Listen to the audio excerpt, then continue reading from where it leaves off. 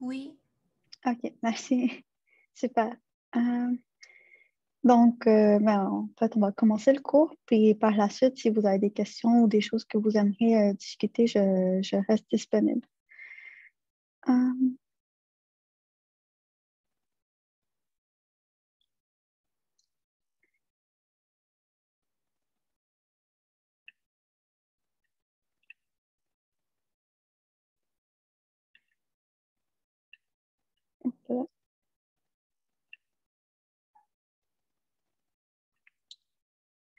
OK, donc, en fait, ce cours-ci, on va parler des modifications post-transcriptionnelles. Donc, dans le dernier cours, on a parlé de la transcription de l'ADN en ARN. Et maintenant, on va voir qu'est-ce qui se passe à l'ARN une fois qu'il est transcrit. Donc, comme on le sait, quand on transcrit l'ADN en ARN, la copie qui est faite est similaire au brin codant de l'ADN. Donc, toutefois, la plupart des ARN vont subir plusieurs modifications avant de devenir fonctionnels. Des fois, ça va même impliquer un changement de séquence, un changement de séquence qui est à l'intérieur de l'ARN. Et parfois, on va juste décorer différemment les bases avec différents groupements chimiques. Donc, dépendamment de quel ARN il s'agit, donc ça peut être l'ARN messager, l'ARN de transfert ou les ARN ribosomaux, les changements que les ARN vont subir vont être différents. Et tout ça, c'est ce qu'on appelle les modifications post-transcriptionnelles, car souvent, elles ont eu lieu en même temps que la transcription, donc elles pourraient même être appelées des modifications co-transcriptionnelles. Mais ces modifications ne dépendent pas de la transcription en tant que telle. Autrement dit, il faut que la transcription ait eu lieu, évidemment, mais il y a plusieurs facteurs qui sont impliqués, qui sont recrutés par l'ARN polymérase elle-même, mais c'est quelque chose, c'est un processus qui est quand même indépendant.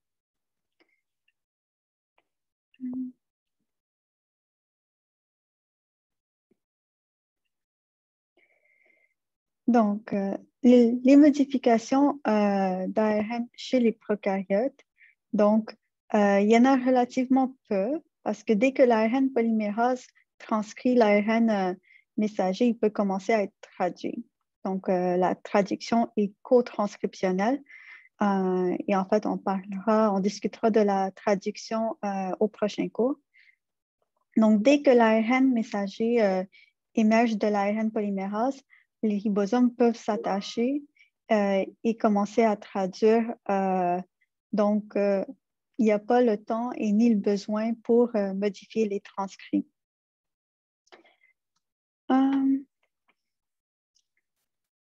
Par contre, les ARN de transfert vont être modifiés extensivement de façon très similaire à ce qui se passe chez les eucaryotes. Donc, ils sont faits dans un transcrit un peu plus long que ce qui est nécessaire. Et donc, on va couper les extrémités et on va aussi modifier plusieurs bases pour stabiliser la molécule et permettre des protéines spécifiques de les reconnaître. C'est semblable aussi à l'ARN. En fait, c'est la même chose pour les ARN ribosomaux. Donc, ces modifications dans les ARN de transfert et les ARN ribosomaux, ça leur permet de prendre leur forme exacte pour que les protéines qui utilisent ces molécules et qui interagissent avec l'ARN de transfert et l'ARN ribosomal puissent les reconnaître et que ces ARN puissent être fonctionnels. Chez les eucaryotes, il y a des problèmes supplémentaires par rapport aux ARN prokaryotes. De un, il faut que les ARN soient exportés du noyau. Donc, il faut être capable de les impacter correctement pour qu'ils puissent passer à travers le pore nucléaire. Donc, il y a plein de protéines qui doivent interagir avec l'ARN pour permettre cette exportation. Et en fait, l'ARN messager vont être modifiés par va subir trois grandes types de modifications, donc la coiffe en 5', la queue de polyadénylation en 3' et l'épissage des exons. Donc, on a vu que les gènes étaient souvent interrompus chez les eucaryotes par des introns, donc qui interrompaient la séquence des exons, et ça veut donc dire qu'il faudra enlever les introns pour conserver que les exons. Et en fait, l'épissage, ça sera le sujet principal du cours d'aujourd'hui, car le reste, c'est un peu plus simple. Les ARN de transfert et les ARN ribosomaux, c'est la même chose que chez les prokaryotes. Donc, pour les ARN messagers, il y a un lien assez évident entre la transcription et la modification, donc entre la phase d'élongation et la modification des ARN messagers. Donc, en fait, c'est la queue CTD de la grande sous-unité de l'ARN polymérase 2 qui contient plusieurs copies de ce peptide, donc YSPTS-PS, donc des acides aminés qui se répètent et qui servent de guide d'attachement pour toutes les protéines qui vont venir modifier les ARN messagers. Donc, ça permet de transférer ces protéines de façon efficace au bon moment et au bon endroit sur l'ARN messager. Donc, c'est grâce à ce peptide qui facilite la reconnaissance des séquences de jonction intron-exon, des sites de polyadénylation et tout le reste. Donc, en fait, ce motif, il est phosphorylé à plusieurs positions. Donc, d'abord, on a vu qu'à l'initiation de la transcription, donc au dernier cours, il faut que le TF2H vienne phosphoryler la sérine en 5e position. Donc, celle-ci, donc ici. Donc, ils vont être phosphorylés par le TF2H et ça va permettre de s'échapper du promoteur et de recruter l'enzyme de la coiffe. Donc, l'enzyme de la coiffe va reconnaître la queue CTD de l'ARN polymérase quand elle sera phosphorylée. Donc, ça permet de coordonner le recrutement de cette protéine avec le début de la transcription.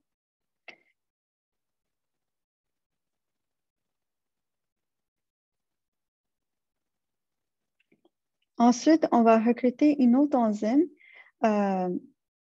dont le recrutement dépend de la phosphorylation, donc qui vont venir à leur tour déphosphoryler la position 5 et phosphoryler la position 2, donc la sérine à la position 2. Donc, c'est ce qu'on voit à cette étape-ci. Donc, ça va permettre, une fois que le début du transcrit est fait, l'état de phosphorylation de l'ARN polymérase va changer. Donc, c'est une autre série de facteurs d'élongation qui vont venir se lier à la queue et qui vont à leur tour permettre de modifier d'autres sites. Donc, la sérine 2 va être phosphorylée et on va recruter les protéines qui viennent stimuler l'épissage et éventuellement la terminaison.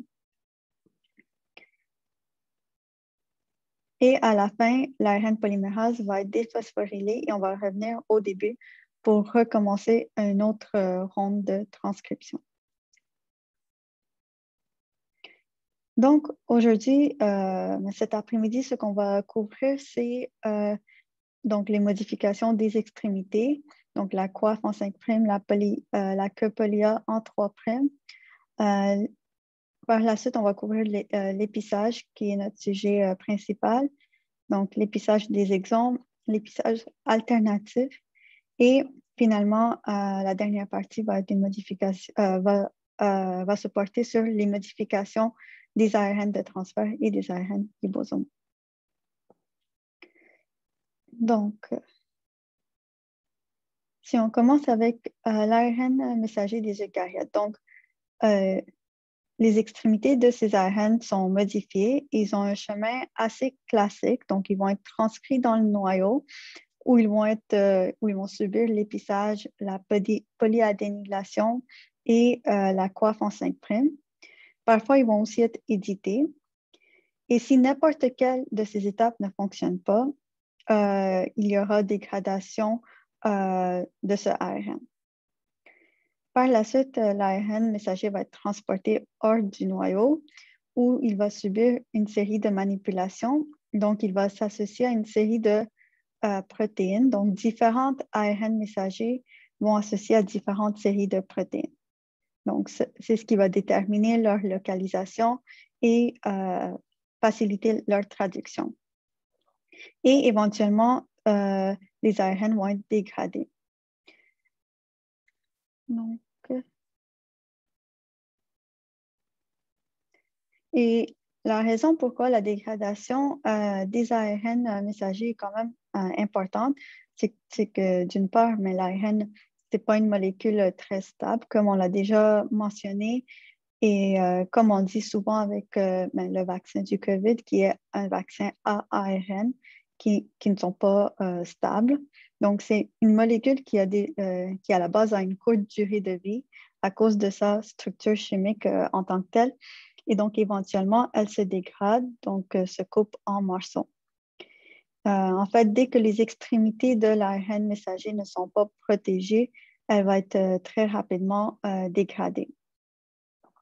Dans certains cas, on va limiter en faisant exprès la durée de vie de l'ARN. Donc, le principe est que souvent, on a besoin un pulse de protéines, donc beaucoup de protéines dans un court laps de temps.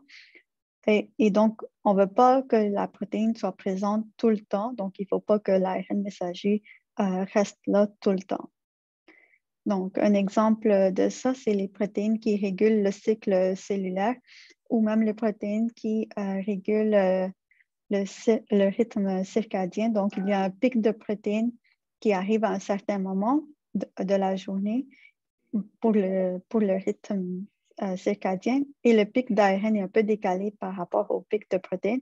Mais l'ARN, comme la protéine, vont être dégradés très rapidement pour s'assurer qu'il soit actif juste dans une fenêtre de temps qui est bien précise. Donc, les ARN messagers vont recevoir une coiffe en 5', une queue polia, et on va épicer les exons. Donc, tout ça va avoir eu lieu dans le noyau avant que le transcrit soit exporté pour être traduit. Dès que l'ARN émerge de l'ARN polymérase, ça peut commencer, mais tout ce processus de modification post-transcriptionnelle peut commencer et la fin va dépendre de la longueur du transcrit d'ARN messager.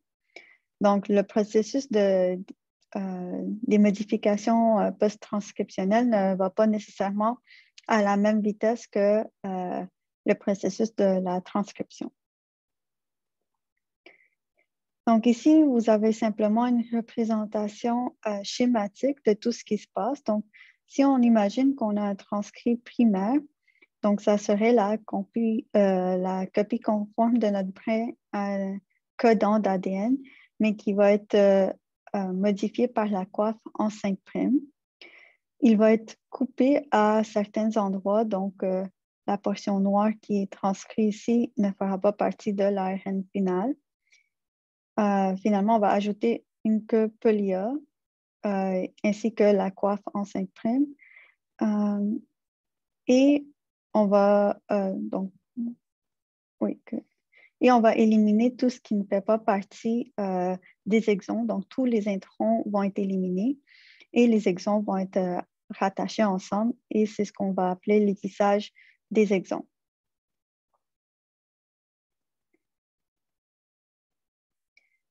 Donc, l'ajout de la coiffe en 5'. Donc, c'est la première modification que l'ARN messager va subir. Ici, on a représenté un ARN polymérase en cours de transcription. Donc, on a les facteurs généraux de la transcription qui vont partir une fois qu'on a quitté le promoteur. Et l'ARN, qui est en rouge ici, émerge de l'ARN polymérase à proximité de la queue C-terminale de la grande sous-unité de l'ARN polymérase qui est phosphorylée et qui va recruter sur sa queue phosphorylée les facteurs d'ajout de la coiffe. Donc, en même temps, vu que les recrutements des facteurs dépendent de la phosphorylation de la queue CTD de l'ARN polymérase, ça assure seulement que les ARN issus de l'ARN polymérase 2 vont avoir une coiffe en 5'. Donc, en fait, ça permet de les distinguer par rapport à d'autres ARN. OK. Donc, l'ajout de la coiffe en tant que tel se fait en plusieurs étapes. Donc, il y a d'abord une phosphatase qui vient retirer le phosphate gamma, donc qui est le troisième phosphate encerclé ici, donc à l'extrémité de la chaîne d'ARN messager qui est en cours de transcription. Ensuite, une enzyme qui s'appelle une guanyltransférase qui vient ajouter, en fait, elle part d'un GTP et elle va catalyser l'hydrolyse des deux derniers phosphates pour pouvoir ajouter le phosphate en 5' de l'extrémité de l'ARN messager. Donc, c'est ça qu'on a comme réaction ici. Donc, puisqu'on attache le phosphate alpha, donc le phosphate alpha ici, au phosphate bêta ici, on va donc se retrouver avec un lien 5', 5' entre le GTP à l'extrémité et l'ARN messager. Ensuite, il y a une autre enzyme qui vient méthyler ce guanyl du GTP et parfois aussi plusieurs des OH en 2' de nos ARN qui vont aussi être méthylés. Donc, la coiffe en 5' permet de distinguer des ARN messagers des autres ARN. Elle permet aussi aux protéines qui reconnaissent la coiffe, en particulier le CBP, donc le Cap Binding Protein, de se lier à l'extrémité 5'. Et cette liaison va faciliter la maturation de l'ARN messager et son transport à travers le pore nucléaire. Donc, les ARN messagers sont toujours transportés à l'extérieur du noyau par l'extrémité 5' en premier grâce à la liaison de cette protéine. Et une fois dans le cytoplasme, le CBP va partir, mais elle sera remplacée par des facteurs d'initiation de la traduction qui reconnaissent la coiffe et qui vont être super importants pour initier la traduction. Donc, l'ajout de la queue POLY-A, donc la deuxième modification. Donc, la queue POLY-A va se lier à la fin du transcrit. C'est lié à la terminaison de la transcription parce que comme on a vu au dernier cours, pour terminer la transcription, la première étape est en fait de cliver l'ARN qui est en cours de transcription. Donc, on clive à l'extrémité 3'. Et donc, l'ARN sera libéré et le reste du transcrit va subir ensuite le phénomène de terminaison. Donc, on va avoir un clivage de l'extrémité 3' qui va donc permettre de libérer cette extrémité et qui va servir de substrat à la POLY-A polymérase pour ajouter la queue POLY-A à cette extrémité. Donc, encore une fois, les enzymes qui permettent ça vont être recrutées par la queue CTD de l'ARN polymérase 2 qui est phosphorylée. Donc, ces protéines reconnaissent cette queue phosphorylée et certaines séquences spécifiques sur l'ARN messager. Donc, c'est quoi ces séquences-là? La première séquence qu'on appelle le site de la séquence polyadénylation qui est un A suivi d'un A ou un U et après U et 3A. Donc, elle se situe à environ 10 à 35 nucléotides avant la queue de poly-A. Donc, si vous regardez par exemple dans GenBank, la séquence CDS, donc Coding Sequence, de la plupart des gènes connus, on va retrouver cette séquence vers la fin. Il y a aussi un autre élément important qui ne fait pas partie de la séquence d'ARN messager parce qu'on coupe en fait entre les deux, mais qui est important pour que les protéines puissent reconnaître le bon endroit. Et ce n'est pas une séquence spécifique, mais c'est en fait une région qui est riche en GU ou simplement riche en U et qui se situe en aval. Donc, on va couper entre ces deux sites. Donc, c'est mieux illustré. Le schéma ici représente mieux cela. Donc, on va couper entre ces deux éléments, ces deux boîtes. Donc, on aura, en fait, il y a plusieurs facteurs qui sont impliqués dans ce clivage. Donc, le premier qui s'appelle CPSF, donc pour facteur de spécificité du clivage et de la polyadénylation. Donc, l'acronyme est en anglais, donc c'est cleavage and polyadenylation specific factor. Donc, le CPSF va venir s'associer à cette séquence qui est le signal qui est le signal de polyadénylation dans la région 3'. Et il y a un autre facteur, CSTF, qui va venir associer à la région GU.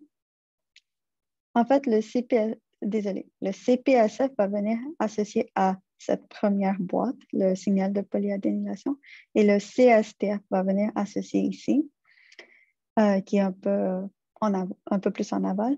Et le clivage va se faire entre les deux.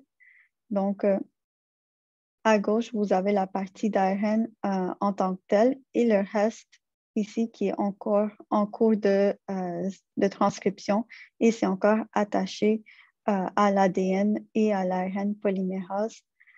Donc, on coupe au milieu. Et c'est ici que la terminaison va commencer. Donc, avec RAT qui va venir s'associer à cette extrémité qui sera libérée, donc sur le brin attaché avec l'ARN polymérase. Et la queue poly-A qui va se faire sur l'autre côté. Donc, CPSF et CSTF interagissent ensemble et forment une boucle et ça va permettre à recruter deux facteurs de clivage, donc CF1 et CF2, qui vont venir s'associer au complexe, mais ce n'est pas eux qui vont couper en tant que tel.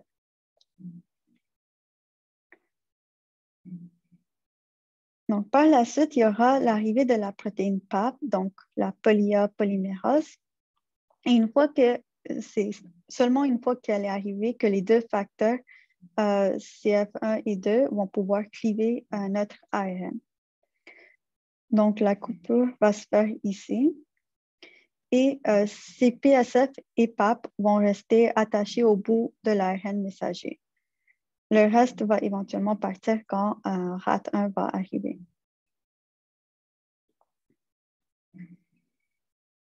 Donc, ici, c'est la terminaison. Donc, on a PAP qui va commencer à ajouter des adénosines à l'extrémité 3' de notre transcrit.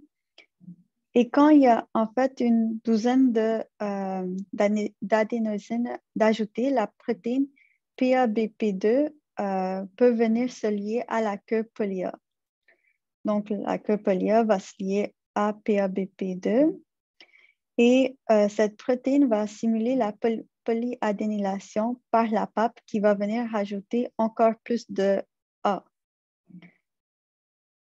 Donc, à chaque fois qu'on ajoute une douzaine de A, on ajoute une nouvelle PABP2 et ça accélère le processus de polyadénylation jusqu'à ce qu'on atteigne une certaine longueur.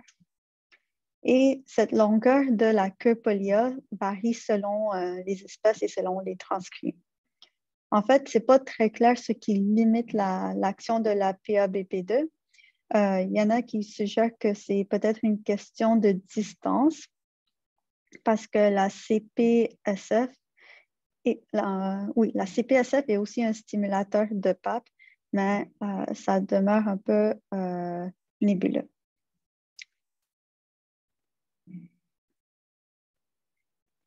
Donc, les deux modifications qu'on vient de voir, c'est-à-dire l'équeu polya et la coiffe 5', sont super importants pour la stabilité des ARN messagers. Et donc, lorsqu'on perd la coiffe ou la queue polya, les ARN messagers vont être dégradés rapidement. Donc, il y a des enzymes décoiffantes qui ciblent certains ARN messagers particuliers. Et il y a d'autres enzymes qui coupent à l'intérieur des ARN à certains sites spécifiques. Donc, c'est ce qu'on voit ici. Et la queue polya a aussi tendance à raccourcir. Donc, on ne sait pas trop pourquoi, mais au fur et à mesure que l'ARN vieillit, la queue polya raccourcit à chaque traduction. Donc, ouais, c'est ça qu'on voit ici. Donc, éventuellement, quand la queue polya est trop courte pour qu'une protéine PABP1 dans le cytoplasme puisse s'associer à la queue polya, le site ARN va devenir la cible des exonucléases. Donc, il y a deux types d'exonucléases. Il y a l'exosome qui dégrade à partir de l'extrémité 3' et il y a les exonucléases 5' qui s'attaquent du côté 5'. Donc, dès que la coiffe ou la queue polya sont absentes, les extrémités sont ouvertes et ces deux enzymes peuvent venir couper. Donc, évidemment, s'il y a un clivage interne, donc au milieu de la séquence, et qu'on coupe l'ARN en deux, la porte est ouverte pour les deux enzymes spécifiques des extrémités. OK. Donc, la troisième partie, c'est l'épissage des exons. Je suis vraiment désolée pour le bruit de la construction. Il y a plein de constructions à côté de l'école. OK. Donc, la majorité des gènes eucaryotes codent des protéines qui contiennent des séquences non codantes, donc des introns, qui doivent être éliminées pour produire un ARN messager fonctionnel. Donc, c'est ce qu'on appelle l'épissage des exons. Donc, l'élimination des introns, c'est ce qu'on enlève, et l'épissage des exons, c'est qu'on les rattache, on rattache les exons ensemble pour reformer un transcrit fonctionnel. Donc, ça commence dès que les premiers introns émergent de l'ARN polymérase.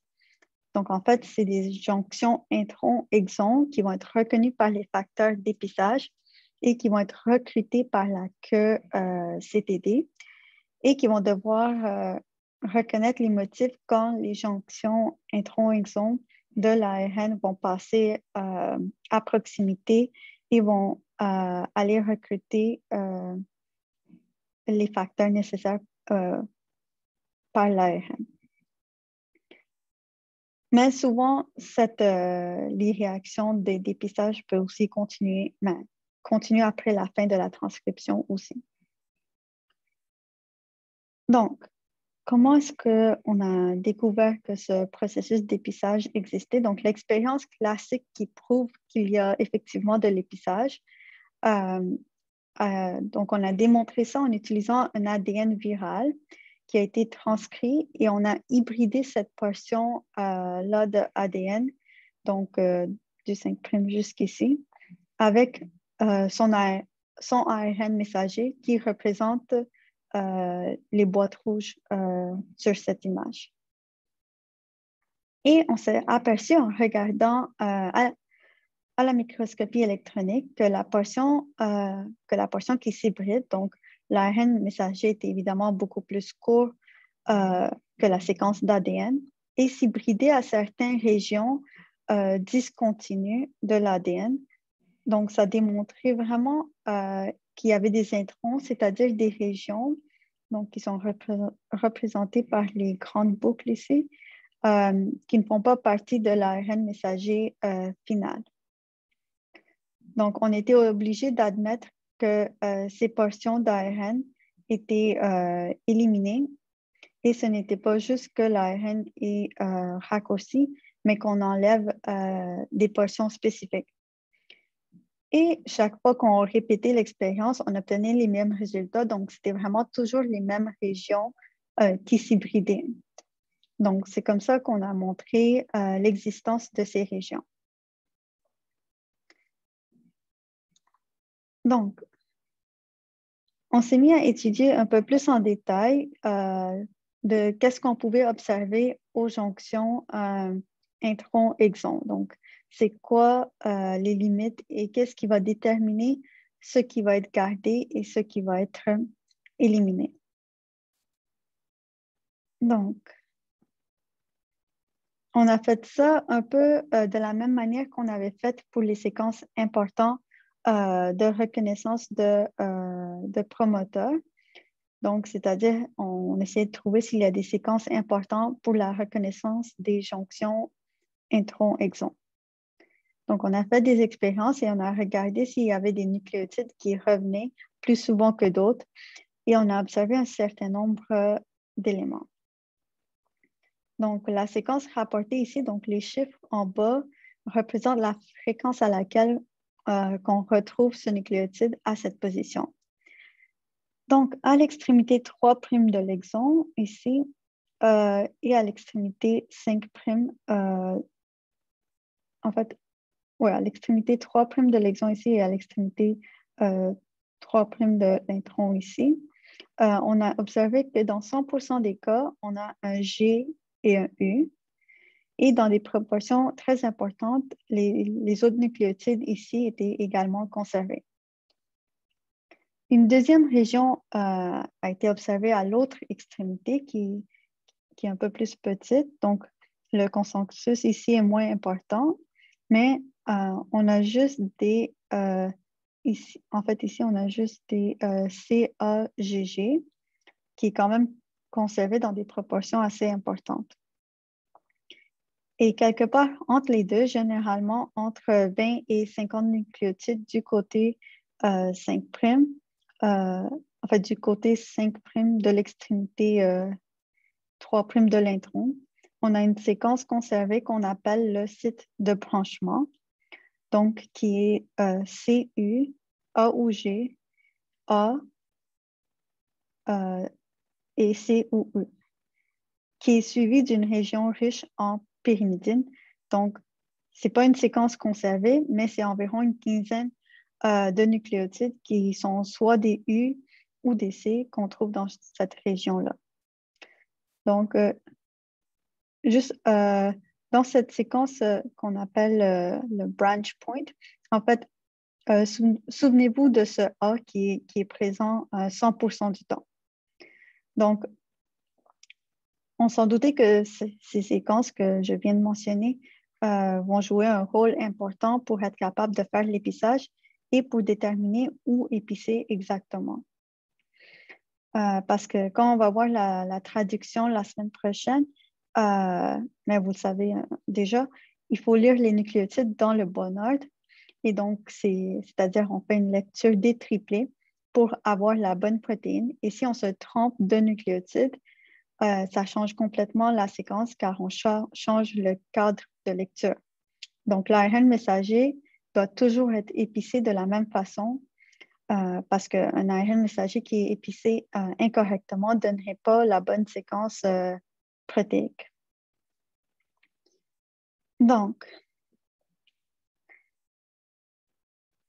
avant de regarder qu'est-ce qui se passe au niveau de l'ARN, toutes les protéines qui sont impliquées dans le processus d'épissage, on va vraiment se concentrer sur qu'est-ce qui se passe au niveau de l'ARN tout seul, avant de voir toutes les protéines qui vont venir aider. Donc, on va voir les réactions qu'il faut réussir à catalyser pour attacher ensemble deux exons. Donc, ici, la représentation elle est un peu étrange, mais ce qu'on vous montre ici, c'est dans les deux boîtes, on a deux exons. Et ça, c'est le OH en 3' du dernier nucléotide de l'exon qui est attaché au phosphate du premier nucléotide de l'intron. Donc, finalement, on a juste fait ressortir le lien phosphodiester entre les deux nucléotides. Et on a fait la même chose de l'autre côté. Donc, on a le phosphate en 5' de l'exon 2 qui est attaché au OH en 3' de l'intron. Donc, ça, c'est nos deux liens. Et entre les deux, il y a l'intron. Donc, ça, c'est l'intron. Donc, ce qu'on veut faire, c'est de prendre ce O et l'attacher au P qui est là pour recréer notre lien phosphodiester entre le dernier nucléotide de notre exon 1 et le premier nucléotide de notre exon 2.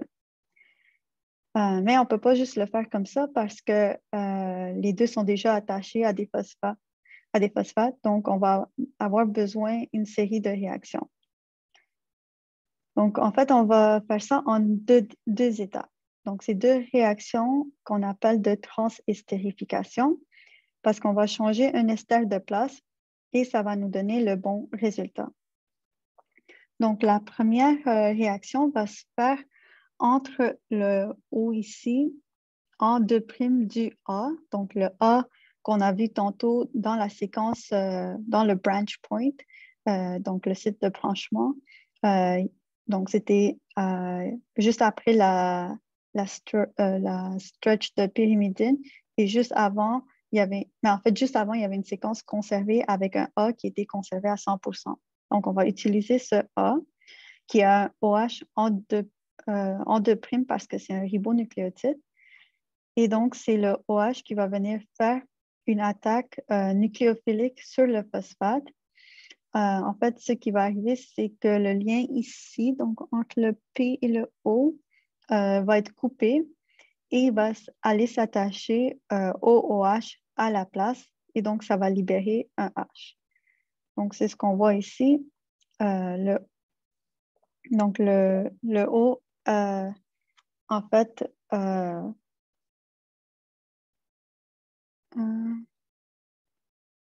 donc oui, c'est ça. Le OH est venu faire une attaque nucléophilique sur le phosphate. Donc, ça a coupé ce lien et le OH, en fait, et se retrouve ici. Et donc, on va se retrouver avec ce structure. Donc, le phosphate en 5' de l'intron est attaché par un lien phosphodiester au OH en 2' du A ici au site de branchement. Donc, c'est ce qu'on appelle un floating phosphate. Donc, ça va libérer le OH en 3' de notre exon 1. Et là, le OH ici va faire exactement la même chose au phosphate en 5' et attacher le P au O. Et donc, ça va nous redonner un lien phosphodiester entre le OH en 3' de l'exon 1 et le phosphate en 5' du deuxième exon. Donc, on va recréer une molécule d'ARN intacte, sauf que l'intron maintenant a complètement disparu ici.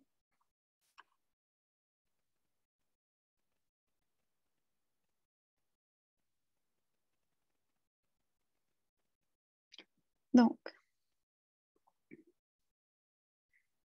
tout ça, évidemment, ça ne se fait pas tout seul et il faut réussir à amener les nucléotides proches l'un de l'autre pour que ça puisse se faire. Et ce qui est responsable de ça, de permettre tout ça, c'est le complexe d'épissage ou le spliceosome.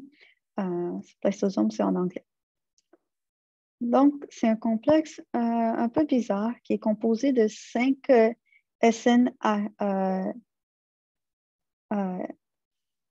5 SNRNP, donc des small nuclear ARN, qui sont riches en U. Donc, c'est eux qui sont vraiment directement impliqués dans l'épissage. Et en fait, ils vont servir de guide pour épicer, pour rapprocher ensemble les morceaux. Donc, on les appelle U1, U2, U4, U5, U6 parce qu'il y a beaucoup de U dans leur séquence. Donc, ces ARN sont associés à des protéines, donc forment des ribonucléoprotéiques. Donc, ça, c'est le SNRNP. Et il y a un nombre variable dépendant du facteur qui vont former des structures assez complexes pour orienter les séquences des SNRN correctement pour qu'ils puissent s'apparier avec l'ARN qui est à épicer. Donc, il va y avoir apparemment des bases entre les ARN des SNRNP et ça va directement dicter l'assemblage du complexe. Donc, on va avoir U1 qui s'apparie aux bases à l'extrémité 5' de l'intron. L'ARN U2 s'associe au site de branchement. Ensuite, le U6 va prendre la place de U1 et s'associer au 5' de l'intron et va aussi s'associer à U1. Et U5, finalement, qui s'associe en même temps aux deux exons et va attacher à la fin les deux exons. Donc ici, juste pour schématiser les appariements des bases, donc ça, c'est la structure de U1. Il y a une séquence qui est exactement complémentaire à l'extrémité 5' de notre intron. Donc, c'est la séquence d'épissage qu'on a vue tout à l'heure. Et il y a U6 qui n'est pas complètement complémentaire, mais a quand même un grand nombre de nucléotides complémentaires qui s'attachent au même endroit, mais pas en même temps. Et on a U2 qui s'attache au site de branchement. Donc, la séquence de U2 est exactement complémentaire à la séquence du site de branchement, sauf le A que vous voyez en rouge, qui vient entre le A et le C ici, mais qui n'est pas complémentaire à U2. Donc, ça fait ressortir le A pour faire ce qu'on appelle un bulge. Donc, c'est ce qu'on avait vu dans les cours au début. Et c'est ce qui va permettre de ressortir le OH du A pour aller attaquer notre jonction intron-exon plus tard. Et U6 et U2 sont complémentaires sur une autre région, ce qui facilite la formation du complexe. Donc, comment ça marche l'assemblage de ce complexe? C'est pas très simple, mais on va le voir étape par étape. Donc, on a le SNRNP-U1 dont la séquence est complémentaire à la jonction intron-exon. Ensuite, on a une protéine qui s'appelle le U2AF65 qui s'associe à la série de pyrimidine. On a également la protéine U2AF35 qui est la même. Donc, en fait, ces deux, c'est la même protéine, mais deux morceaux différents, qui s'associent à la jonction intron-exon. Donc, il n'y a pas appariement de base ici, c'est simplement une protéine qui s'attache là. Mais cette protéine, désolée, facilite le recrutement de BBP au site de branchement. Et c'est ça qui va permettre de recruter U2 au site de branchement pour venir former le complexe précoce pour l'épissage. Donc, c'est ça. Donc, U2 va s'attacher aux nucléotides complémentaires et une fois que U2 est arrivé, on aura formé ce qu'on appelle le complexe A.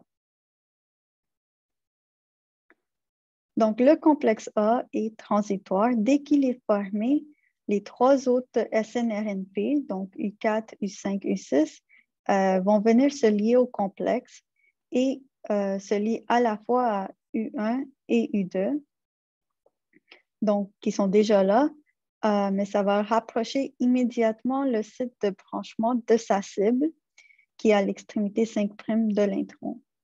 Donc, ça reconfigure le spliceosome et ça forme le complexe B. Donc, le complexe B est aussi transitoire et dès qu'il est formé, ça va déloger U1 et ça va permettre à U6 de venir s'associer à l'ARN à la place de U1. U1 était complémentaire aux bases de l'extrémité de l'intron et c'est là que U6 va venir se lier. Et on va changer la conformation. U4 va quitter le complexe et ça va permettre à U6 de venir s'apparier à U2. Donc, cet appariement va amener notre jonction intron-exon à proximité du A pour permettre la réaction de transestérification. Et ça forme le complexe C. Donc, le complexe C, c'est le spliceosome actif. Donc, la première réaction de transestérification a eu lieu et immédiatement après, la deuxième réaction de transestérification va avoir eu lieu. Et parce que U5 s'associe aux deux exons, et donc ça permet donc de faire cette deuxième réaction de transestérification. L'intron sera libéré ici et les exons seront soudés ensemble. Donc, ici, on a une image un peu plus claire que le schéma précédent. Donc, ici, on voit comment U6 s'apparie à U2 et a fait que U2 soit apparié au site de branchement. Et ça permet vraiment d'amener les deux nucléotides qui doivent interagir ensemble pour former la première réaction de transestérification à proximité. Et ici, on voit comment U5 va interagir avec les deux exons qui permet de venir attacher les deux exons ensemble.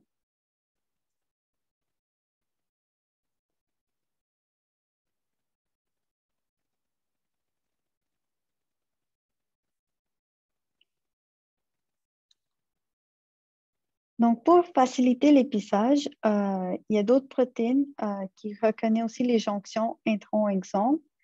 Donc, c'est les protéines SR, donc, qui s'associent aux exons et qui vont faciliter le recrutement de U2AF65 et 35 et de l'autre côté de U1. Donc, ça va permettre ça va permettre de marquer où sont les exons sur l'ARN et le recrutement de ces protéines à leur tour permet de recruter le complexe d'épissage. Donc, ça va vraiment faciliter l'épissage. Donc, ces protéines SR, en plus de reconnaître certaines séquences, ils interagissent entre elles. Donc, ça permet de stabiliser le tout et ça facilite le recrutement sur les exons.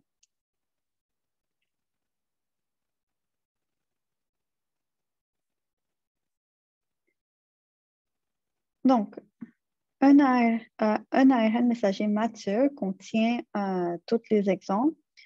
Et donc, ça, c'est juste pour insister sur le fait qu'on mélange souvent la région codante avec les exons. Les exons contiennent évidemment la région codante, mais contiennent aussi tout ce qui fait partie de l'ARN messager.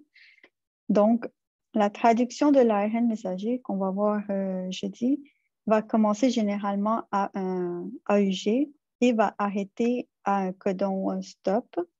Donc, la boîte bleue que vous voyez ici, c'est la partie qui est traduite. Mais ce qui vient avant, donc le 5' UTR et le 3' UTR, donc UTR pour Untranslated Region, sont des parties non traduites, mais qui font partie de l'ARN messager chez les eucaryotes. Donc, il y a des parties qui ne sont pas traduites de l'ARN messager dans un ARN messager mature. Donc, aimeriez-vous une pause ou est-ce qu'on continue? il me reste environ pour au moins, je dirais, 35-40 minutes. On continue. 5 minutes de pause. OK. 5 minutes de pause, le temps que je vais boire de l'eau, puis que je reviens, puis on continue par la suite. Donc, vous pouvez revenir à 1h55.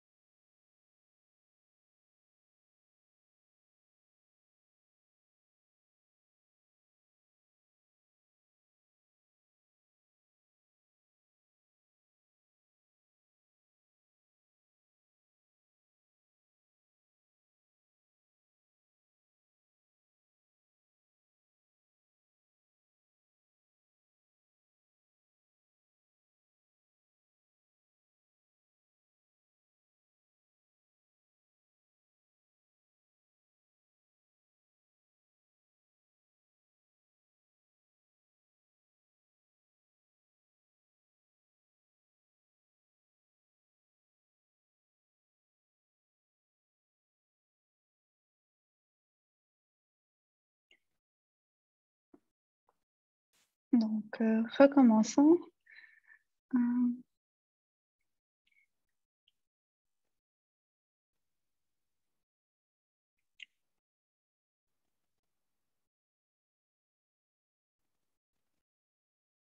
OK. Vous m'entendez bien? Oui, parfait. Euh, donc, l'avant-dernière partie, donc l'épissage alternatif. Donc, on parle de l'épissage alternatif parce que on peut épicer les exons ensemble, les uns avec les autres, mais on peut des fois épicer un ARN messager différemment. Donc, à peu près 60%, un peu plus que la moitié de nos gènes sont épicés de plus qu'une façon. Et on les appelle les transcrits complexes. Car en fait, à partir du même transcrit primaire, on fait plusieurs ARN messagers différents qui vont donner des protéines différentes. Parfois, ils peuvent différer de pas beaucoup, mais parfois, ça peut différer de beaucoup aussi. Donc, ça dépend de qu'est-ce qui va être gardé et qu'est-ce qui va être enlevé. Donc, c'est en fait ce processus qui crée aussi des protéines apparentées, mais qui vont différer légèrement par un domaine ou deux. Donc, on ne choisit pas au hasard quel exon on garde et quel exon on enlève. Ça va dépendre de d'autres protéines, du type cellulaire, du stade développemental de la cellule. Donc, il y a plein d'exemples de l'épissage alternatif pour lequel on n'a aucune idée de ce qui se passe et on ne connaît pas encore la fonction différente des alternatives encore. Mais il y a d'autres cas où c'est super bien, super clair et bien élucidé et documenté et on connaît le mécanisme qui fait choisir ou pas certains exons. Donc, ici, le schéma, en fait, montre un exemple de comment on peut épicer de façon différente. Donc, on a le transcrit normal ici, mais en fait, le transcrit primaire ici et le transcrit normal qui inclut les 3 exons. Donc, notre gène contient ici 3 exons et 2 introns. On pourrait ici omettre l'exon 2. Donc, on a un transcrit avec juste l'exon 1 et 3. Et parfois, en fait, ici, cette option représente lorsqu'on a choisi un site alternatif. Donc, des sites d'épissage peuvent différer un peu. Donc, l'épissage dans ce troisième cas se fait un peu plus loin à l'intérieur de l'intron. Donc, ça va étendre l'exon.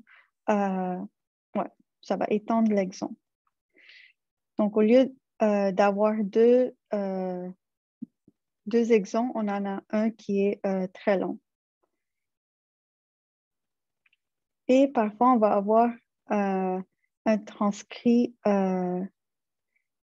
Donc, parfois, en fait, cette quatrième situation représente le cas où l'épissage ne se fait pas. Donc, on garde l'intron, il fait partie de notre séquence codante. Donc, au lieu d'avoir deux exons, on aura un qui est très long. Et parfois, on va avoir des transcrits alternatifs, soit qu'on va épicer exon 1 avec le 2 ou le exon 1 avec le 3. Donc, on aura deux transcrits avec le même début, donc l'exon 1, mais qui a une fin différente. Donc, il y a plein de possibilités d'arrangement et souvent, ces protéines, donc souvent, c'est des protéines qui vont avoir des noms qui se ressemblent un peu, comme ici, on a l'alpha-troponine T et ici, on a la bêta-troponine T. Donc, ils sont issus du même transcrit primaire, mais dans le cas de alpha, on retient l'exon 3 et dans le cas de bêta, on retient l'exon 4.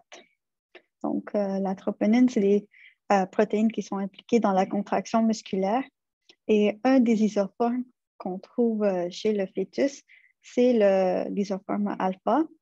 Mais après la naissance, l'expression change et les propriétés de la protéine sont différentes et la contraction musculaire n'a pas le même besoin.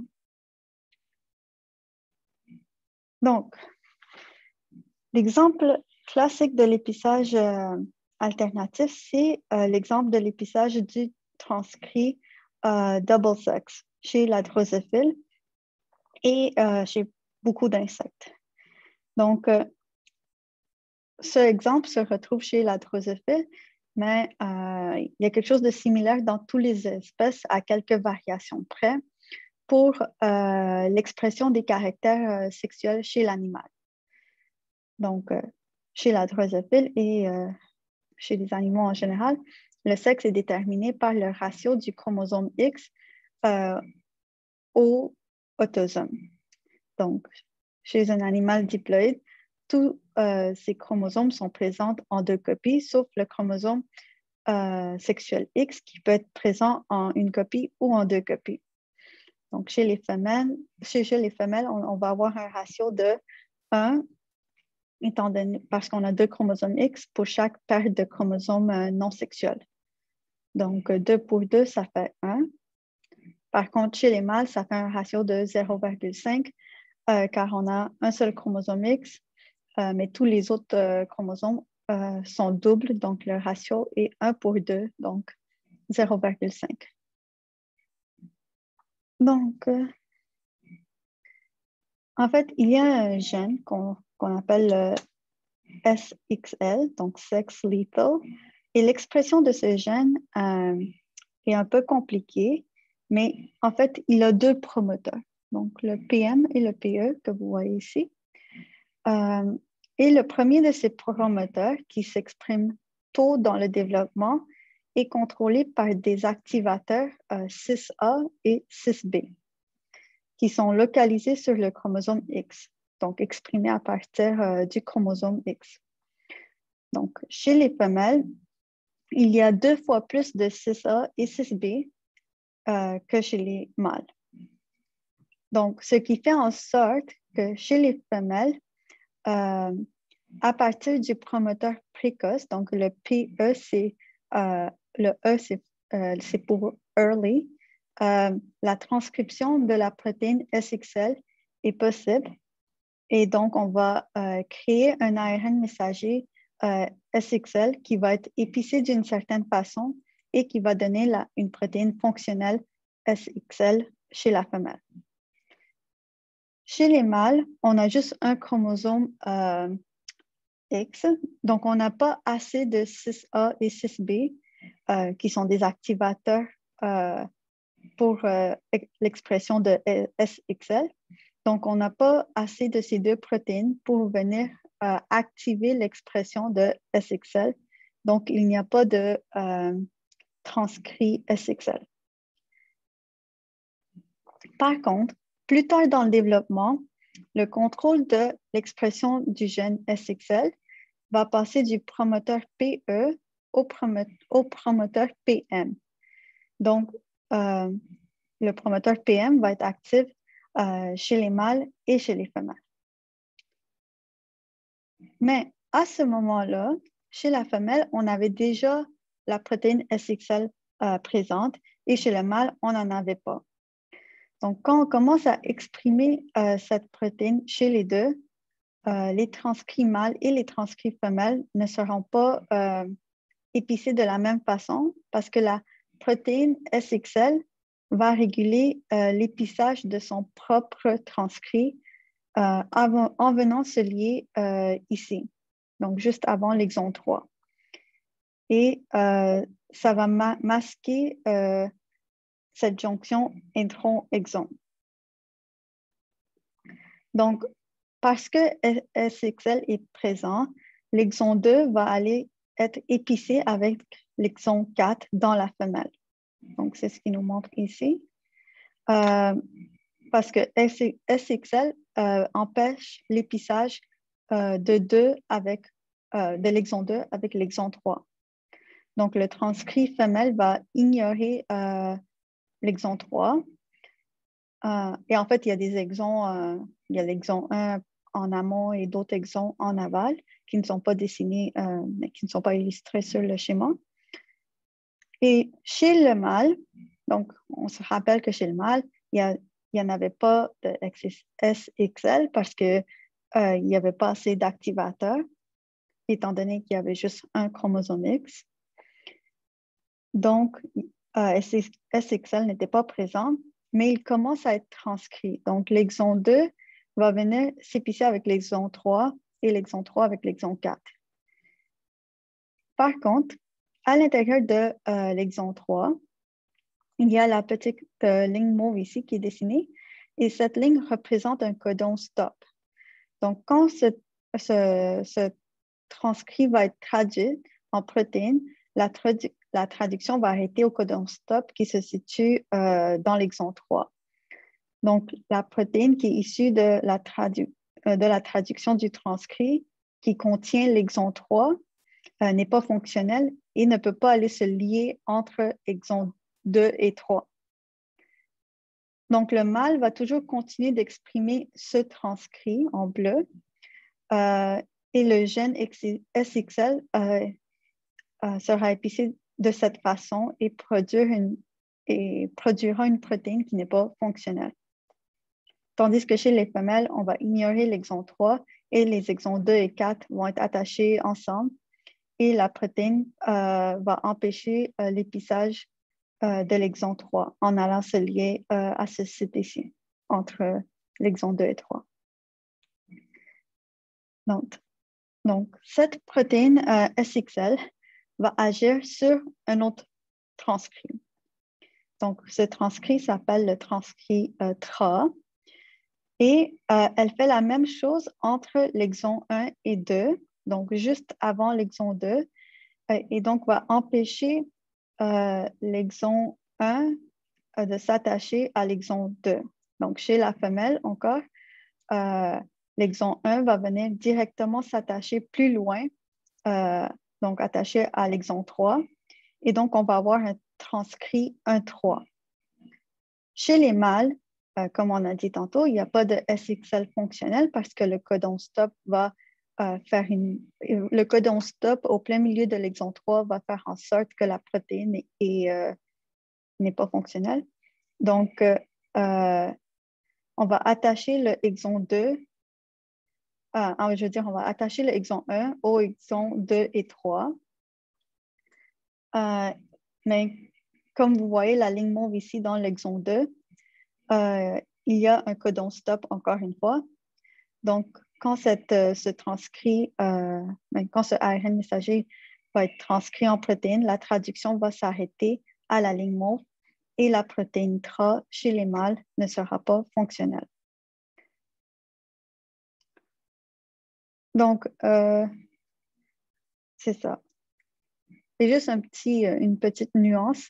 En fait, l'exon 2 et 3, vous voyez, il n'y a pas d'espace entre les deux, il n'y a pas un intro dans les deux. Donc, ce n'est pas vraiment deux exons différents, mais simplement deux endroits différents. Mais ça, c'est juste simplement une petite nuance. OK. Donc, la protéine TRA, elle agit sur l'épissage du troisième gène qui s'appelle double sex. Et double sex est en fait un facteur de transcription et c'est lui qui va diriger l'expression d'une série de gènes qui sont impliqués dans l'expression des caractères sexuels. Donc, double sex chez la femelle va épicer ensemble 3 et 4 et ça va permettre de reconnaître une séquence de polyadénylation ici, dans l'exon 4, donc de terminer la transcription à cet endroit-là. Donc, on va produire un transcrit qui réunit l'exon 3 et 4.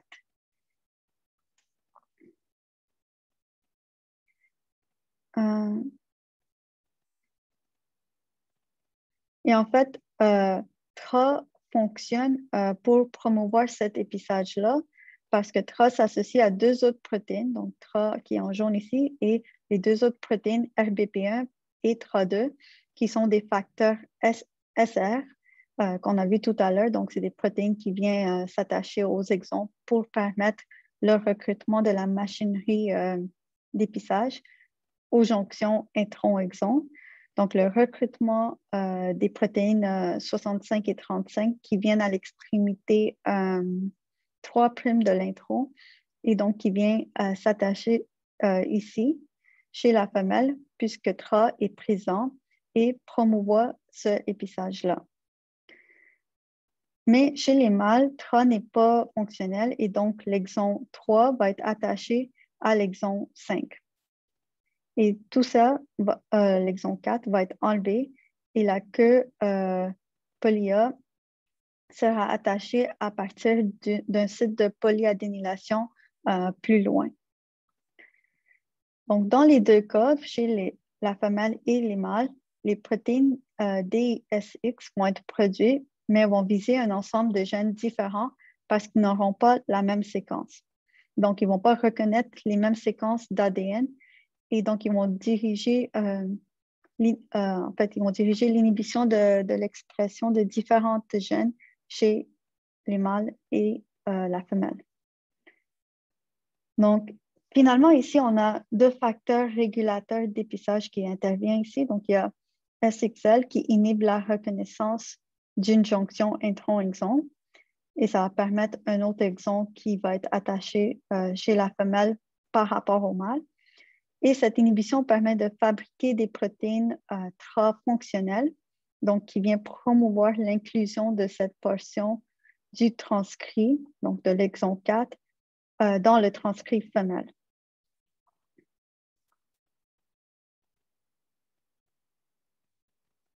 Donc, ça, c'était simplement l'exemple le plus classique, mais il y a plein de transcrits alternatifs dans plein de cellules et plein de tissus différents. Et on ne sait pas vraiment trop pourquoi ça apparaît comme ça. Mais on soupçonne que c'est probablement des phénomènes similaires que le double sex et dans certains cas, on a pu le déterminer. Par exemple, ici, on a le gène de la fibronectine qui est épicé différemment dans les hépatocytes, donc au foie, par rapport aux fibroblastes. Donc, dans les fibroblastes, on inclut les exons E3B et E3A qui sont exclus au niveau du transcrit dans les hépatocytes. Et en fait, on a découvert une protéine semblable à SXL au niveau du foie qui causerait cette exclusion de ces exons dans les transcrits des hépatocytes. Tandis que chez les fibroblastes, ça exprimerait une protéine similaire à TRA qui permet de favoriser l'inclusion de E3B et E3A dans le transcrit. Donc pourquoi est-ce que tout ça est pertinent? Donc, en fait, au niveau clinique, on a trouvé une maladie qui démontre bien l'importance de l'épissage. Donc, il y a l'exemple le plus frappant qui démontre cette importance l'importance de bien contrôler l'épissage, parce que si les transcrits sont mal épicés, ça peut donner des mauvaises protéines. Donc, qui est illustré par cette maladie de progeria de Hutchinson-Gilford. Donc, c'est une maladie très rare, mais intéressant à étudier parce que ça crée comme un phénomène de vieillissement accéléré. Donc, les enfants atteints de la progeria commencent à montrer des signes de vieillissement dès l'âge de 1 an. Donc, la peau qui s'amincit, les rides qui apparaissent, les cheveux qui tombent, et ils ont également une espérance de vie très réduite. Donc, ce n'est pas un vieillissement actuel, mais ça nous permet de spéculer sur les causes du vieillissement normal chez l'humain. Donc, cette maladie était assez mystérieuse parce qu'on ne savait pas qu'est-ce qui se passait et jusqu'à qu'on soit capable de séquencer à grande échelle. Donc, on n'avait aucune idée de quel gène pouvait être impliqué parce qu'il s'agissait d'une mutation ponctuelle. Donc, il y avait juste un nucléotide qui était muté, mais on ne savait pas plus que ça.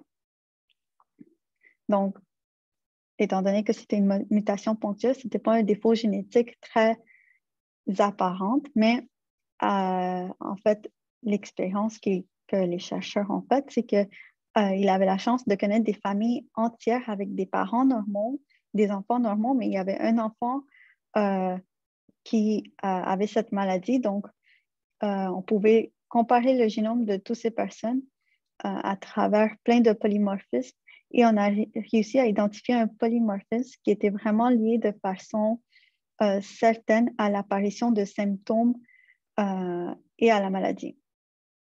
Donc, on a trouvé ce polymorphisme à l'intérieur d'un gène qui s'appelle la lamine, donc qui contient 12 exons et qui permet de fabriquer 2 transcrits à partir de l'expression de ce gène. Donc, soit le transcrit de la lamine C et le transcrit de la lamine A. Donc, ça, c'est par l'épissage alternatif normal. Donc, on fait environ la même quantité de la lamine C et la lamine A dans chacun de nos cellules. Donc, on a des transcrits qui s'arrêtent au niveau du 10e exon et qui donnent la lamine C, ou ce qui inclut les 12 exons qui donnent la lamine A.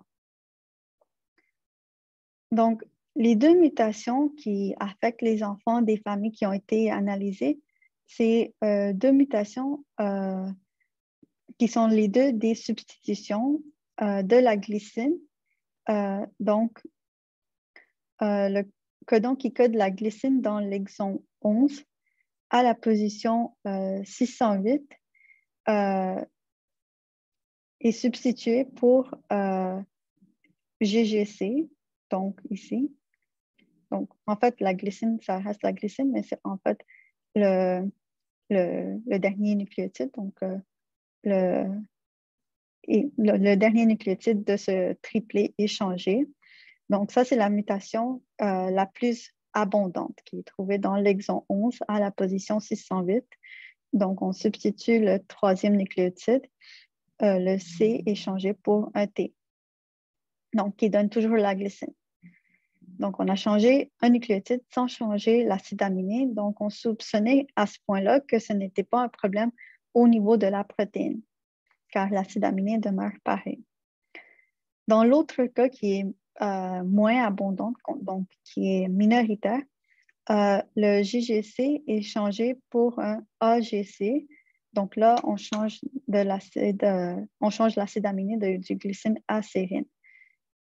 Mais à cause que cette première mutation, qui est plus abondante chez les enfants, on se doutait que le problème n'était pas au niveau de la protéine, Et donc, on s'est mis à regarder qu'est-ce qui se passait d'un peu plus près, de façon plus détaillée.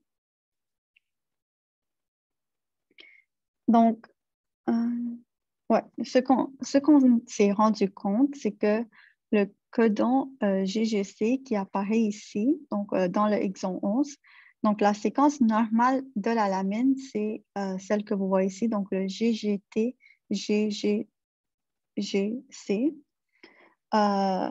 Donc, le GGC ici, c'est la glycine qu'on a vue tout à l'heure. Et ça, c'est la mutation. La première que vous voyez ici, qui est la plus abondante, change le GGC en GGT.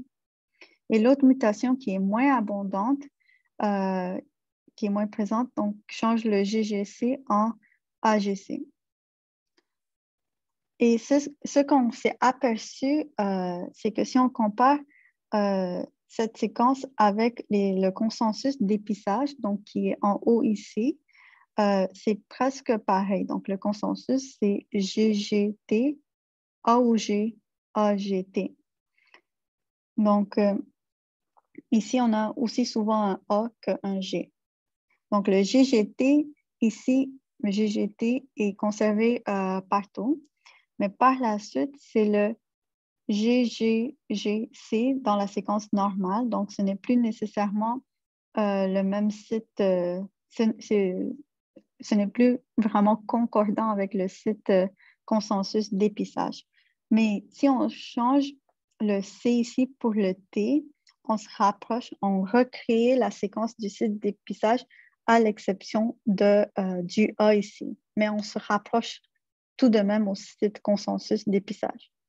Même chose pour la deuxième mutation. Donc, en changeant le G ici pour un A, on se rapproche du consensus de l'épissage. Donc, on se demandait si c'était l'épissage qui était impliqué. Et donc, on a regardé la fréquence à laquelle le transcrit de la lamine A et C est potentiellement un transcrit alternatif. Parce que si on attache de là jusqu'au début de l'exon 12, on va perdre 150 nucléotides de transcrits. Donc, les 50 derniers acides aminés de l'exon 11. Et à l'intérieur de l'exon 11, il y a un site qui est absolument essentiel pour la fonction de la lamine A.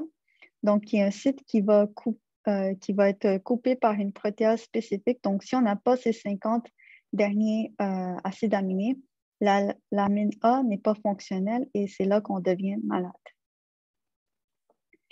Donc, on va voir s'il y a des différences au niveau des transcrits. Donc, on a fait des PCR. En fait, on a regardé par RT-PCR. Donc, on a isolé les ARN messagers et on les a transformés dans leur ADN complémentaire et on a amplifié ces ADN complémentaires par PCR et on regarde la longueur des transcrits amplifiés. Donc, on a fait ça avec des amorces spécifiques de la lamine C et de la lamine A.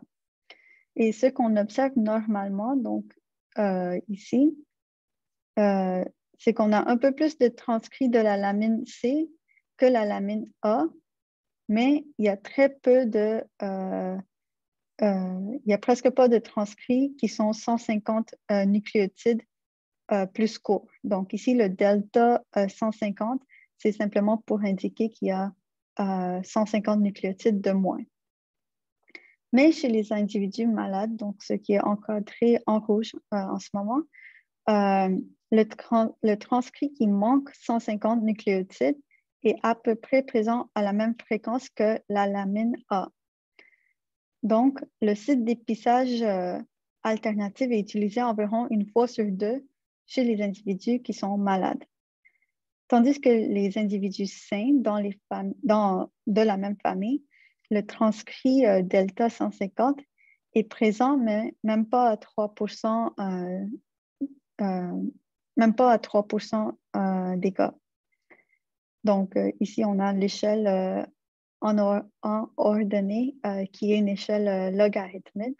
Donc, et ça, c'est la population générale. Donc, c'est la même chose que les les gens qui sont sains des familles où il y a un enfant atteint de la progéria.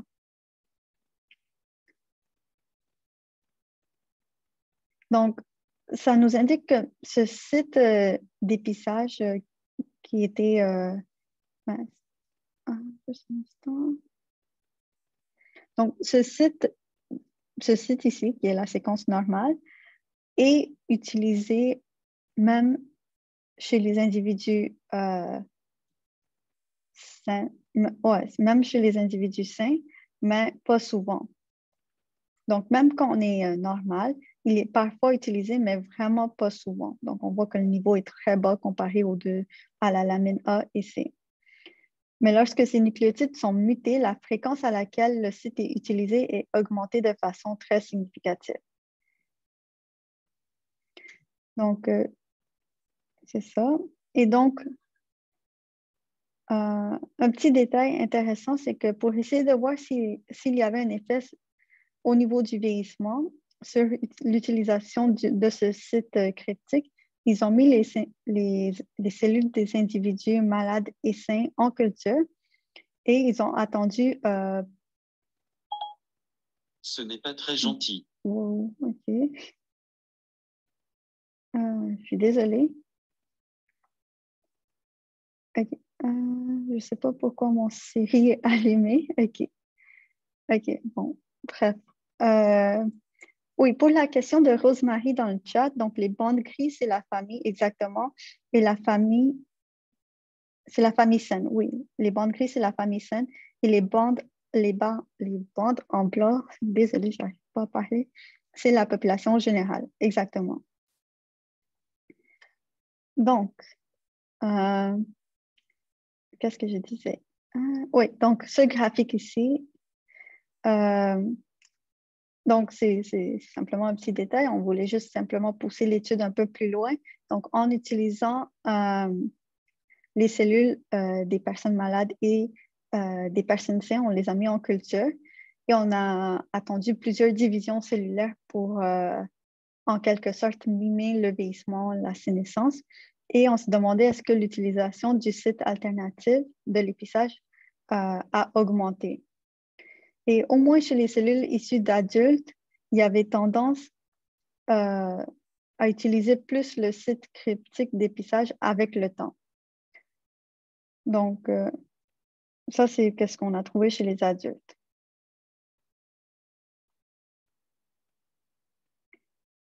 Donc, l'édition des ARN messagers, donc ça, c'est un phénomène qui est beaucoup moins fréquent, mais qui arrive et qui peut être important dans certains cas.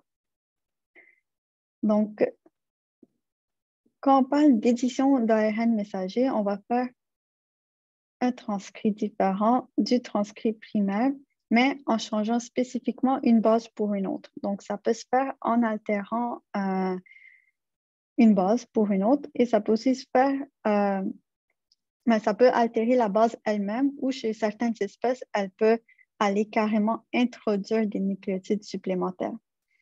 Donc, ce phénomène d'édition, ça peut impliquer l'introduction de nucléotides supplémentaires, mais on ne voit pas ça chez les eucaryotes, chez les eucaryotes supérieurs. Mais dans certains protistes, on peut, un peu bizarre, on peut voir ça.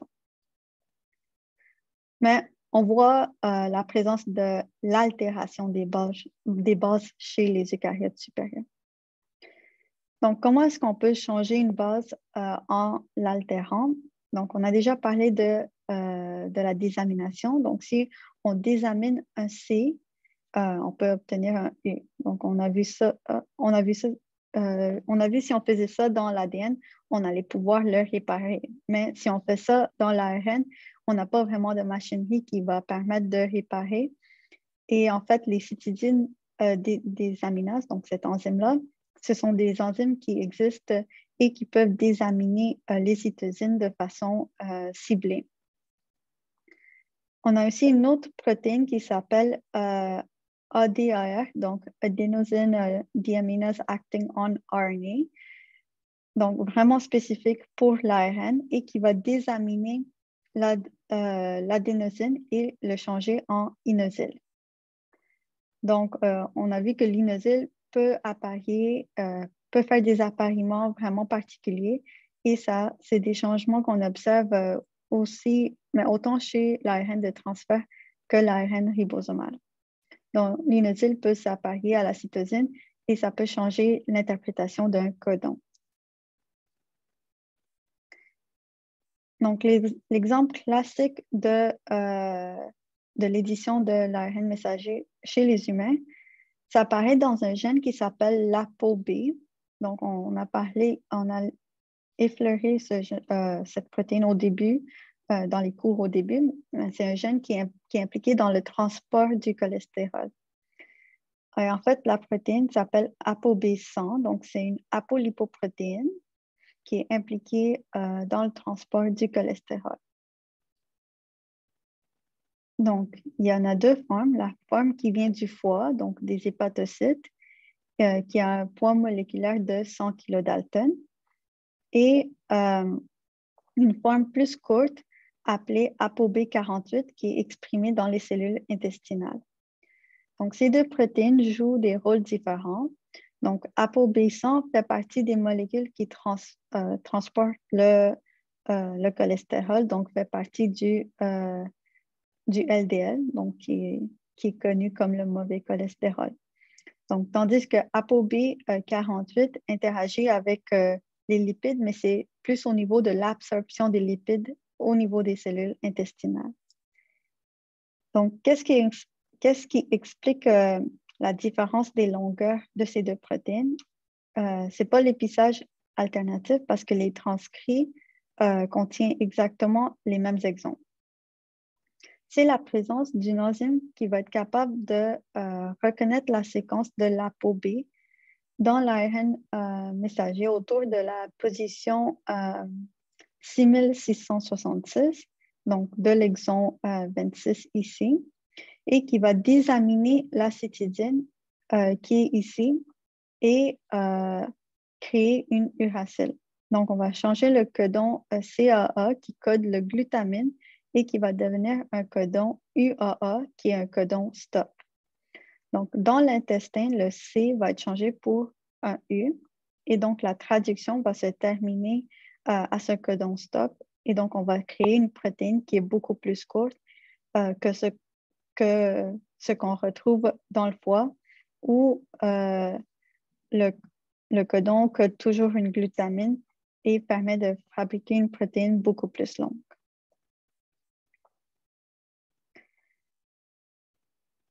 Un autre exemple de l'édition de l'ARN, c'est l'insertion d'uridine.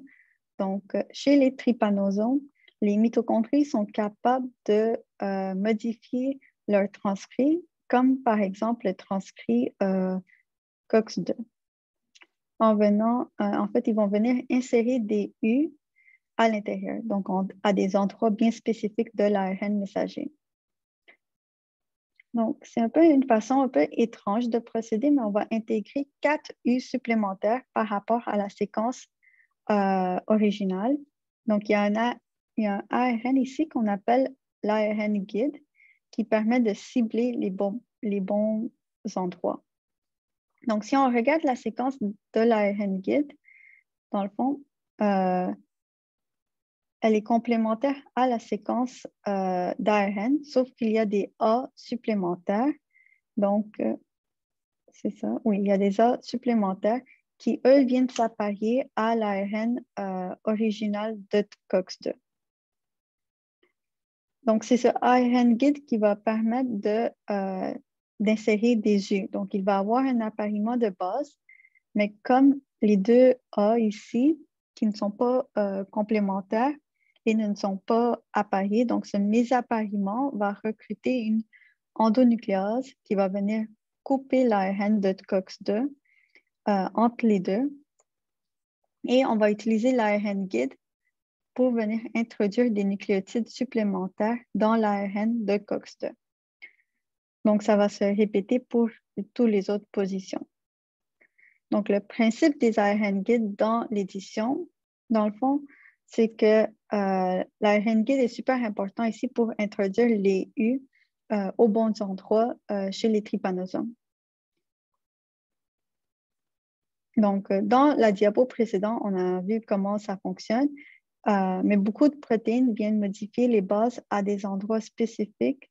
Donc, ils contiennent des ARN guides qui viennent s'hybrider à la séquence cible et ça permet de diriger la modification aux bons endroits. Et on a vu aussi dans l'épissage que les UARN qu'on avait viennent s'associer aux protéines du complexe du spliceosome aux bons endroits pour former le complexe, pour que le complexe soit formé au bon endroit. Et vous avez sûrement aussi entendu parler du système CRISPR-Cas9 qui a reçu le prix Nobel de cette année. Donc, c'est encore un système de ARN guide qui vient associer une endonucléase à la bonne place, aux bons endroits. Donc, c'est une séquence complémentaire à son ARN guide.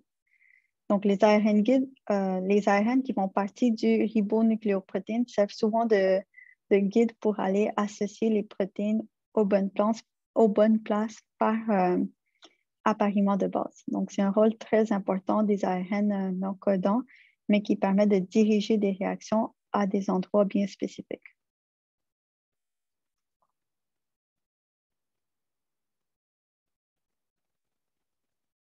Donc, ça, c'est pour résumer donc, les modifications post-transcriptionnelles des ARN messagers. Donc, ça permet de faire des transcrits différents en épissant différemment les ARN messagers. Donc, on peut faire des transcrits alternatifs et on peut aussi éditer ces séquences pour les changer subtilement. Donc, la dernière partie du cours, c'est la modification des ARN ribosomaux et les ARN de transfert. Donc, oui, dans une cellule, il y a environ 80% de tous les ARN sont des ARN ribosomaux où ils sont très importants pour la traduction et 15% sont les ARN de transfert. Et autant chez les prokaryotes que chez les eucaryotes, ces deux molécules passent à travers un système de maturation pour qu'ils puissent faire leur fonction. Donc, pour les ARN ribosomaux, c'est beaucoup moins détaillé. On pense qu'il y a certainement plus de détails à découvrir, mais là, ce qu'on va couvrir ici, ça va être suffisant pour le but du cours. Donc, on va voir comment ça se passe à peu près. Donc, on a vu que les ARN ribosomaux sont transcrits sous forme de précurseurs, autant chez les eucaryotes que chez les prokaryotes. Donc, on a un long précurseur qui contient les séquences des 3 ARN ribosomaux. Donc, dans E. coli, ce précurseur contient en plus 2 ARN de transfert. Mais tous ces différents morceaux vont être libérés du transcrit primaire pour former des ARN matures par des endonucléases. Donc, qui s'appelle ici la RNase 3, qui vient cliver à tous ces endroits pour libérer les différents transcrits matures qui vont finir par adopter leur forme 3-dimensionnelle par appariement de base. Et ensuite, ils vont pouvoir subir d'autres modifications comme on va le voir à partir des ARN d'eucaryotes, mais c'est similaire chez les prokaryotes. C'est probablement pas les mêmes sites et il y a quelques différences, mais le principe général reste pareil. Donc, chez les eucaryotes, on a un long transcrit dont la longueur varie selon les espèces, mais comme je disais, le principe reste pareil. Donc, on a le 18S, le 5.8S et le 28S. Et les longues séquences intervenantes en beige ici vont être éliminées par clivage. Donc, on va venir couper avec une RNase ces différents transcrits. Donc, en plus de ça, on aura plusieurs modifications chimiques de différentes bases. Donc, il y a plein de sites qui seront méthylés par ajout du méthyle sur le 2'OH des sucres. Donc, ce n'est vraiment pas des bases spécifiques, c'est en fait le sucre du squelette sucre-phosphate. Donc, il y aura plusieurs nucléotides qui vont être qui vont être méthylés, donc ce qui est représenté ici par le triangle mauve. Et il y aura aussi plusieurs nucléotides qui vont être isomérisés dans le cas des uridines, donc qui vont être isomérisés en pseudo-uridine, donc représenté ici par le rond en rouge. Donc, chacune de ces modifications va se faire à des positions précises grâce à des ARN guides, comme on vient de le mentionner tantôt. Donc, ici, c'est simplement pour vous montrer la différence entre l'uridine et la pseudo-uridine. C'est juste que le cycle ici n'est pas attaché de la même façon dans la pseudo-uridine. Donc, si on regarde les positions d'azote, elle est changée par rapport à l'uridine. Donc, c'est donc des ARN guides, donc en orange, ce que vous voyez ici, à l'intérieur du ribonucléoprotéine qui vient guider ces changements-là. Donc, dans les ARN de transfert, il y a plusieurs modifications qui sont similaires. Donc, l'ARN de transfert va être produit sous la forme de longs précurseurs. Donc, l'extrémité 5' est enlevée par une enzyme qui s'appelle la RNase B. On a aussi parlé de elle vers le début de la session. Et l'extrémité 3' est aussi changée. Donc, on va venir éliminer les U à la fin qui ont servi pour arrêter la transcription. Et on va ajouter 3 nucléotides spécifiques, donc le CCA, à l'extrémité pour créer le site où les acides aminés vont pouvoir être attachés pour permettre la traduction. En plus de ça, il y a plusieurs modifications spécifiques. Donc, ici, dans l'image, toutes les positions en jaune ont été modifiées par différentes enzymes. Donc, on a les dihydrouridines. Donc, ça, c'est une uridine qui a reçu un OH de plus. Donc, ça, c'est en vert, donc ici et ici. Souvent, la première base de l'anticodon, donc ici, va être changée en inosyle. Donc, si c'est un adénosine, ça va être déaminé pour former une inosyle et ça va avoir un impact au niveau de la traduction. On a des ribotimines, donc en bleu. En fait, c'est des U qui sont méthylés, donc tout ce que vous voyez ici. Et pseudo-uridine, donc en orange, ici et ici. Donc, il va y avoir l'ajout de plusieurs groupements méthyl aussi à différents endroits, donc qui est marqué ici par le MG que vous voyez ici. Ouais. Okay. Donc, dans certains cas, comme chez les levures, par exemple, il y a certaines ARN de transfert qui possèdent un intron et l'intron va devoir être éliminé. Et ce processus d'élimination d'introns, ça ne fait pas partie de la matière du cours. Donc, ça implique 2 réactions de transestérification, mais la façon qu'il procède n'est pas pareille.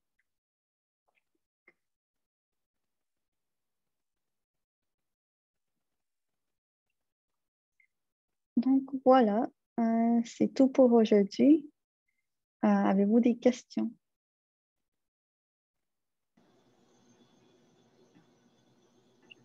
Oui, Rosemary? Oui, bonjour. En fait, c'est juste pour vous dire que j'apprécie vraiment quand c'est en live. Je ne sais pas pour les autres étudiants du tout, là, mais de mon côté, ça m'aide vraiment pour la motivation. Donc, merci. Mais je note ça. Je pense qu'Amélie a la même opinion. Donc, oui, je note ça. Et j'imagine Roxana aussi. Okay. Et sinon, si je peux me permettre, l'examen, comment vous avez trouvé ça? Je vais arrêter l'enregistrement.